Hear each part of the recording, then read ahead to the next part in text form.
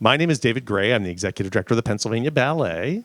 And I'm mostly here to say this is Angel Corella, the artistic director of the Pennsylvania Ballet, who knows far more about ballet than I do. So he is going to tell you a bit about what you're going to see this evening and entertain your questions as well.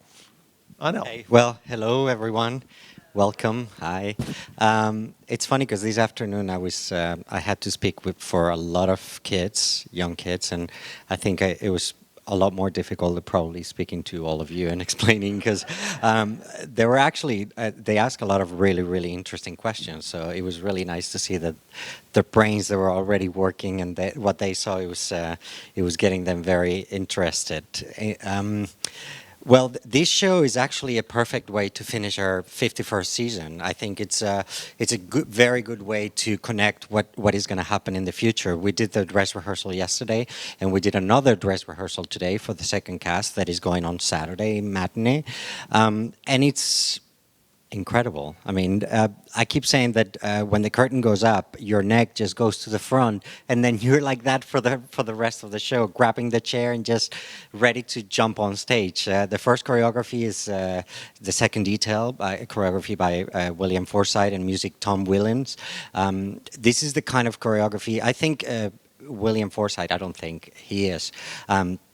What Balanchine was for classical ballet in the time. Balanchine sort of like took the classical technique and then took it in a completely different direction, still with a classical vocabulary, but he went in a completely different way that everyone was using that vocabulary. And Mr. Forsythe has done the same thing, going in a different direction as well, but using that technique to the extreme. A lot of the times when the dancers are working with him, he just says, okay, you hit the position, now extend it. Now extend it a little more, extend it a little more, extend it a little more, and then when you're about to fall, that's the position that I want. So it's pretty amazing to have worked with such a genius like he is. He's been so generous to come for 11 days, which normally a choreographer, especially if the ballet's already been created, they only come for 2 days. He came for 11 days. He's been with us all this time, and he's been enjoying the company, and we have been enjoying his presence all this time. And we hope that we can continue that relationship. I think that he was even looking for houses around here, so who knows? The second part is it's a ballet called Canvas by the choreographer is Keigwin. He did this piece for the Bell International Festival in Colorado, and it's a very sort of how do you say serene? Serene. Very. Yeah, like very calming. He sort of explained what it was about. You can say I can say there's no no children kids here. Well, it's the relationship between a man and a woman, or a man and a man, and a woman and a woman. Like almost like it's sexual relationship, but how the meeting and how like everyone sort of look at each other, and it's a very like. You probably won't see that during the performance. I was just going to say, and after that description, it is shockingly tame, I have to say. Yeah, it is. I mean, at first I didn't know anything. I thought it was just like people getting to meet each other and looking at each other and dancing with each other. So, you know, we can leave it at that. But what having seen it last night for the first time, what really amazed me, especially for the women dancing, this is one of the few things I've seen them do in bare feet. We typically wear point shoes or ballet slippers, but this is done in bare feet. And I was really impressed and stunned to see sort of the sharpness of attack that you can still have, even though you're not wearing shoes. Yeah, well, for most of them has been a process that they have to go through. That they call it a dance pause. They're little like they're small socks that you put on. It doesn't have any toes, and it doesn't have the heel either.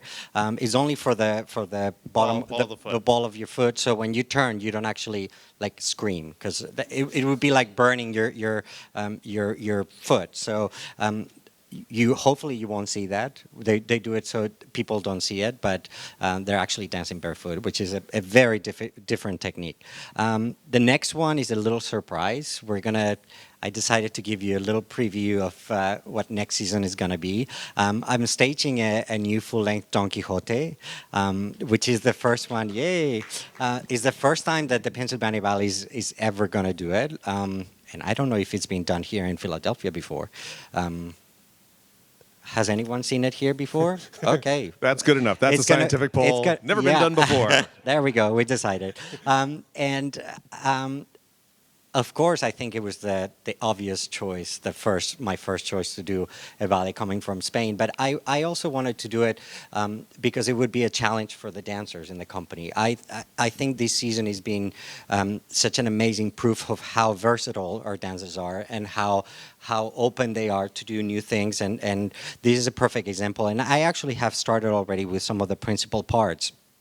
And I was shocked that some of the girls, they just open the fans and they're like all like with their chests open. I was like, that's really good. That's excellent. So tonight you're going to see a little preview of the main pas de deux that happens at the very end of the third act, at the very end of the ballet. When they're completely dead, they do this wonderful pas de deux that they have to jump and throw the girl up in the air and then let her fall, and she turns and jumps. I mean, it's just like fireworks. So that's what you're going to see tonight with two of our dancers, our guest artist, Ariane Molina, that he's coming from Cuba, and another Cuban dancer, Mayara Pinedo, that she's a soloist with us with the company. So I hope you enjoy. And then the last one is our new world premiere by Nicola Fonte and music by Philip Glass. It's actually, I was completely blown away when I saw the choreography, and then when I saw the costumes and the light design. It fit together so well that we were completely blown away. The costumes were done by Martha. What was her second? There we go. Jonathan's wife, and she's done a great job because she knows better than anyone, like the shape of the dancers and how make them look very flattering and how make their lines look the best. And the lights are done by Brad Fields. Brad Fields. Yeah. And I won't tell you too much about the lights, but it's going to be a surprise. If you have sunglasses, I would recommend to have them around. But no, I'm kidding. I just have to say, there's a member of our board here who's on our finance committee, and I will just say, Janet, I did approve the extra expense for these lights, and I hope to God you think it was worth it. There we go. Well, they're definitely worth it.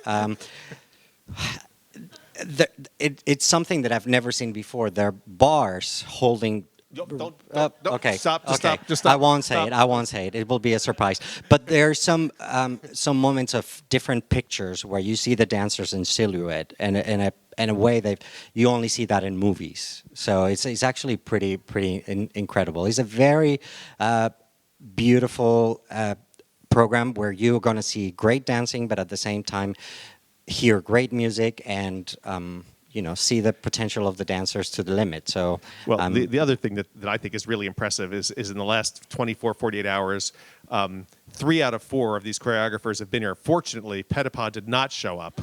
Yeah, unfortunately, to coach yeah. the Don Q. But the other choreographers were all here, and that's pretty amazing.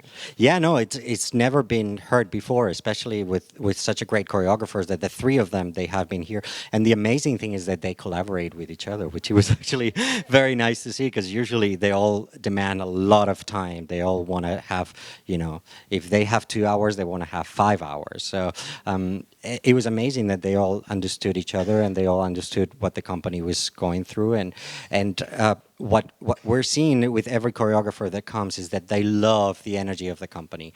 Mr. Forsythe keeps saying, "This is your company. This is your company." He kept like hitting me and saying, "This is your company." I was like, "Yeah, I know. They're amazing. This is your company." I was like, and he just comes from the Paris Opera. He's been setting a new ballet for the Paris Opera, so he was really blown away by our dancers and by the energy that they have. So, yeah, we're very happy. We're in great shape for next year, and thank you so much for your support and for coming all this time. And do you have any questions?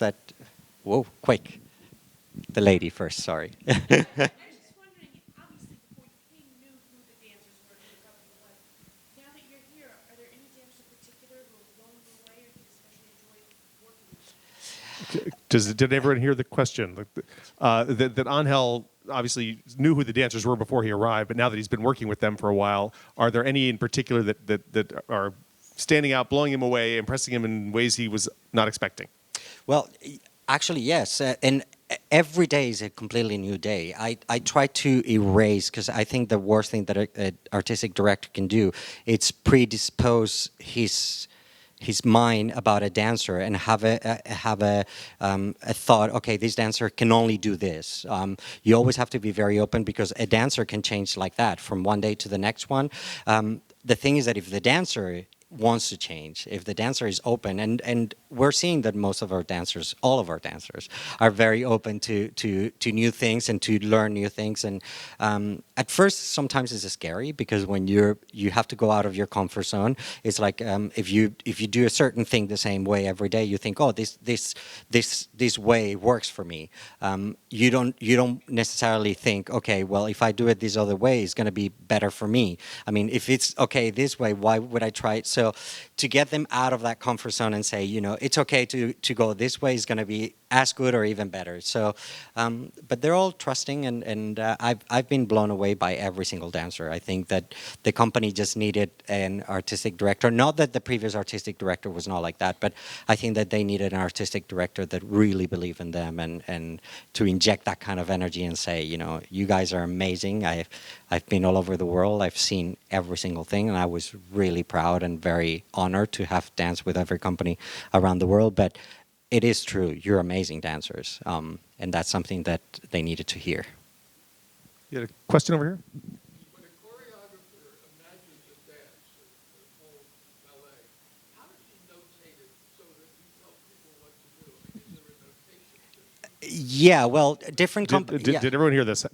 How does the choreographer who comes up with this brilliant idea write it down? How is it recorded? How do they prepare that? It's a great question.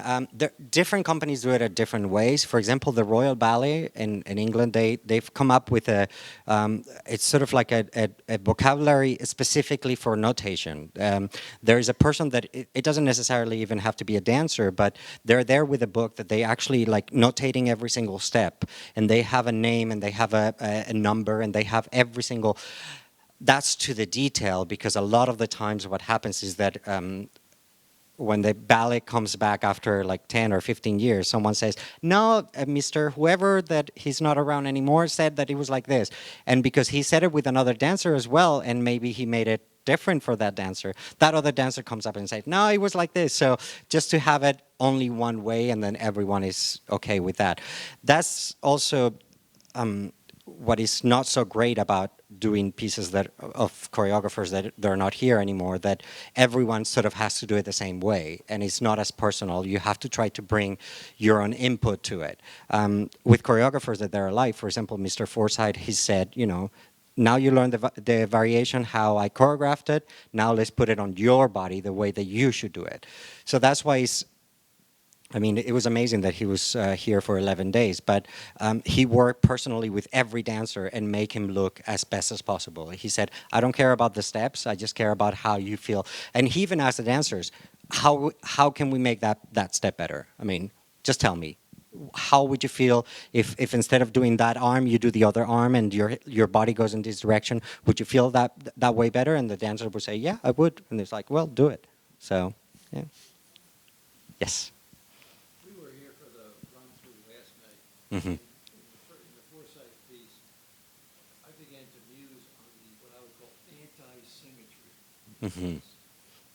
For example, at one point there were 3 empty chairs on one side and 2 on the other. I don't think there were as many dancers as there were chairs. Different things were going on, and it was unbalanced. And I found that fascinating, because coming on the Corella ballet. Did everyone hear that? That in seeing a run through last night, this gentleman is talked about the ballet being sort of unbalanced. There'll be parts. Many ballets are very even. If there are 4 people on that side, there will be 4 on that side. If these people do it twice, they're going to do it twice. This ballet, not at all. Mm-hmm.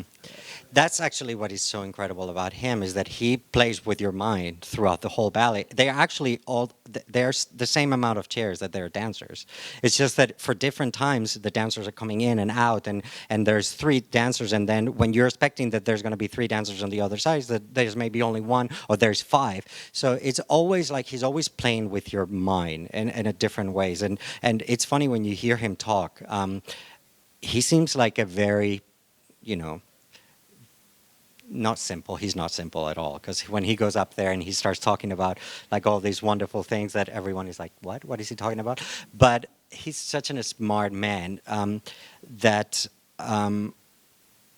he sculpts. He's a sculptor, and he does a lot of art. And like, for example, he did a thing called the pendles, and he hang like, I don't know how many pendles. is the word? Pendulums. Pendulums. Yeah, there were like, I don't know, 200, 400, 400, and they were just moving, all synchronized by a computer, and then people could walk through them. So what he wanted to see is like how people would dance around them without them knowing that they were actually dancing, because you have to like not touch them. So it's very curious. His mind is always working, and that's what he tries to do. He tries to like manipulate your brain, so you're actually not what you're expecting.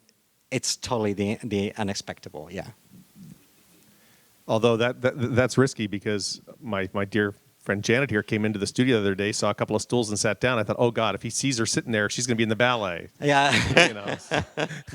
Yeah. Another thing that he always says: just cover your ears for the first, the first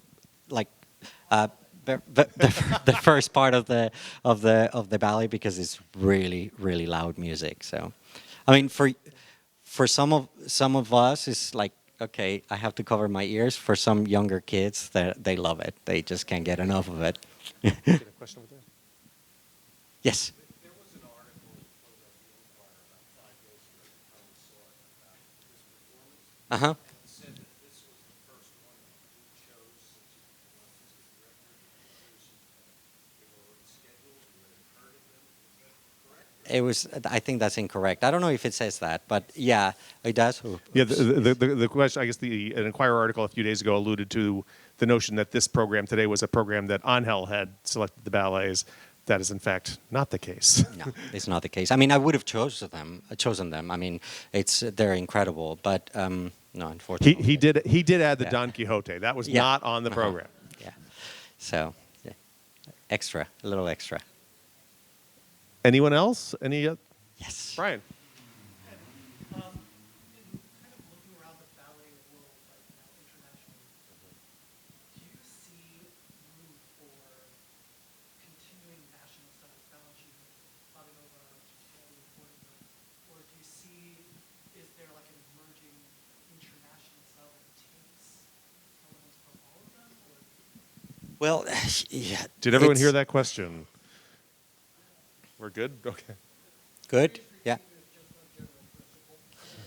Okay. Well, his question, it was like, if I understood well, is that how every company around the world, like they're doing all these balancing, Baganova, all these different styles and different techniques and different ballets from a previous period, and then combining with today's choreography, and what place do they have in companies around the world.